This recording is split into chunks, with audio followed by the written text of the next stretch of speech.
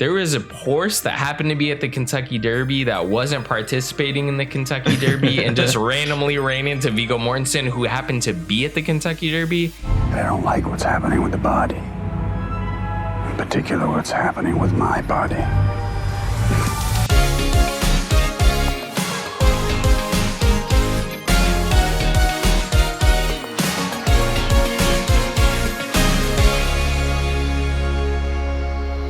Drive-by movies, you're watching Fresh Releases. My name's Blaze. And my name is James. And this week we're talking David Cronenberg's brand new film, Crimes of the Future. Let us create a map that will guide us into the heart of darkness.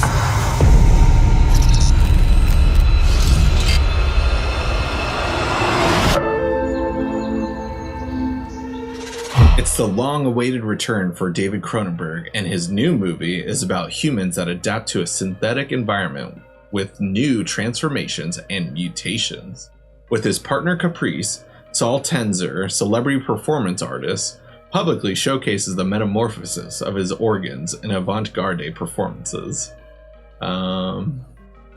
Just like that plot, the movie's kind of what you would expect for the most part. It's, like I said, the long-awaited film from David Cronenberg. It's been years since, was Cosmopolis his last movie? Or Cosmopolitan? I think, Map to the Stars, I think. Oh, okay, gotcha. So yeah, it's been quite some time, and a lot of people have been wanting his return for quite some time. Last movie I saw by David Cronenberg was A History of Violence. I never even saw Eastern Promises as follow-up to that movie. But it's cool to see that he's working with Viggo Mortensen again. Like, I love just director-actors when they just build that solid relationship to where they trust each other. And is this the movie we've been waiting for David Cronenberg? Kinda, I'd say. I was everything like I kind of wanted. Body, gross, bizarre weirdness that doesn't treat its audience dumb, but a little dull on the plot. What did you think, Blaze? So I actually want to read one of the trivia facts about this movie, because I honestly feel like this hampered the movie to, like, this honestly I feel like almost ruined the movie in a sense. But anyways, I'll get to my thoughts on that. But essentially, this is the piece of trivia, is the fact that Viggo Mortensen had suffered quad trauma when he was struck by a non-participating horse at the American Kentucky Derby, and as a result was unable to stand for periods longer than 2 minutes. First of all, like, let me just elaborate. There was a horse that happened to be at the Kentucky Derby that wasn't participating in the Kentucky Derby and just randomly ran into Viggo Mortensen, who happened to be at the Kentucky Derby. That's all just insane enough right there. But honestly, just the fact that, like, Viggo Mortensen couldn't stand for this whole movie, like, he could only stand for like 10 seconds at a time. It felt like, even watching this movie, it says 2 minutes, but I swear, like, even watch this movie, like, you're like, dude, he only stood for like 10 seconds there, and all of a sudden he's sitting down immediately. Like, every scene he starts like standing up, and they just like immediately sits down, even though it started in a close-up and there's no chair. Like, like your sense of reality, that like you don't see the chair, he just sits down, you're like, what the hell? And then it goes to a wide, you're like, wait, what? Like, it was just kind of like, it hampered the movie to be like, I feel like you mentioned dull. Like, I felt like way more dull than the movie like should have been. But also, this movie feels like a David Cronenberg parody or some shit that maybe Brandon Cronenberg would come up with. And I don't mean that in the most offensive way, because I'm like, I've actually enjoyed a lot of Brandon Cronenberg's movies, but it does feel like almost like that same like doing the same exact thing as your father's doing. You could say the same about somebody like Joe Hill. Like, a lot of Joe Hill's stuff is very similar to Stephen King. He has other things that are maybe not the most similar, but a lot of his stuff that's been adapted or made to like feature films, you're like, this could be a Stephen King movie. You're getting the same thing with Brandon Cronenberg, and now David Cronenberg had taken a small hiatus. He's back to making movies, but it almost felt like a shell of himself. Like, he almost felt like similar to how Viggo Mortensen is like a shell of himself in this film. So yeah, I felt like in general this film, there's some interesting topics it brings on, but I don't think that they can sustain the runtime of the movie. Yeah, and what's weird about that is it's not even really that long of a movie. It does feel long because a lot of the scenes are like very like, you know, kind of stretch out, I guess you could say, to kind of build the tension within the movie, but that tension doesn't really go anywhere within this movie. Like, I don't really know how to classify this movie. I guess like you could say it's just sci-fi drama for the most part. A lot of people might associate it with horror just because it's David Cronenberg, and there's some really grotesque images within the movie and some sequences, but not really anything that's like too scary. I guess some people are saying it's body horror, but just like, I don't know, it didn't have that uncomfortable feeling of seeing Possessor. And I haven't seen really anything by Brandon Cronenberg except for Possessor. I know he had that one movie before that about the drugs, Antiviral, I believe.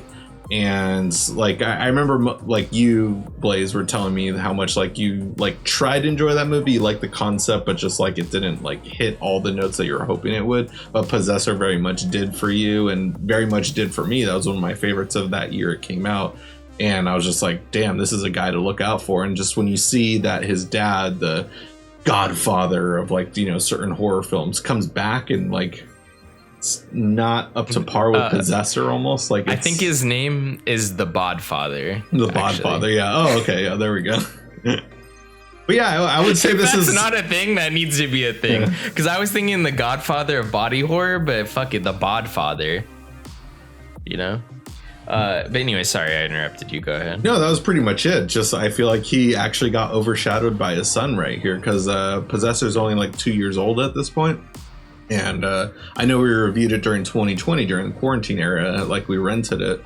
And this movie feels very like filmed during quarantine, but like almost like I'm not sure if that was the case per se. And, you know, it's like a fine return back into cinema, but like, you know, David Cronenberg's not young, and I hope this isn't his final film. Just because, you know, it's a fine movie, but it felt like, I don't know, just something about it felt very cheap. I'd say it was like the most crystal clear looking movie. Like while watching it, we rented it through Amazon. I was like, wow, the picture quality on my TV just looks so good with this movie specifically. But something just felt off about it. I don't know if it was the selected shots that they went with for cinematography, or just like maybe it was just the way that they decided to just like, I don't know, or maybe it's just the story. It just didn't translate well. But yeah, I can't really tell what was off about it. It's literally, this is a fresh release review. Like I just watched it and reviewing it after, and I haven't had the chance to let it settle in, I guess. But just like, I don't know what I was expecting. I knew I was expecting something semi-gory, some weird sexual sequences within the movie, but I still didn't expect what I got. Yeah, I think the problem is a lot of the themes in this movie are themes that David Cronenberg's been exploring his whole career, you know, and we've seen him in all of his films. So for the whatever time, it just doesn't really hit the same. And I know that there was a ton of like great reviews for this film coming out of all the film festivals that this film played at.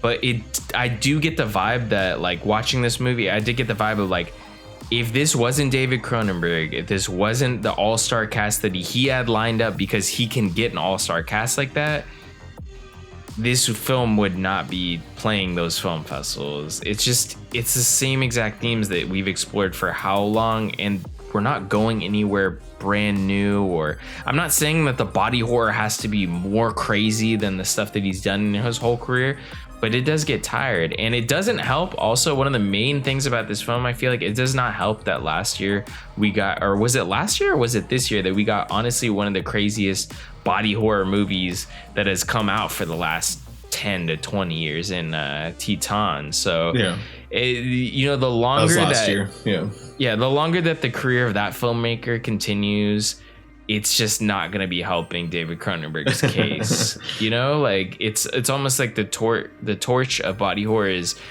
is being passed down, and I don't think he might be willing to give it up. You know, like it's just begrudgingly being passed down, and maybe his son will pick it up even more so. But I mean, it's kind of becoming a tired genre in a sense, and films that can do something a little bit different with just that same old genre might excel. Like I feel like Titan, it wasn't just the body horror that made that film good. It was just these weird sequences of stuff that we had never even seen on celluloid, and that was the main thing about that movie that I enjoyed.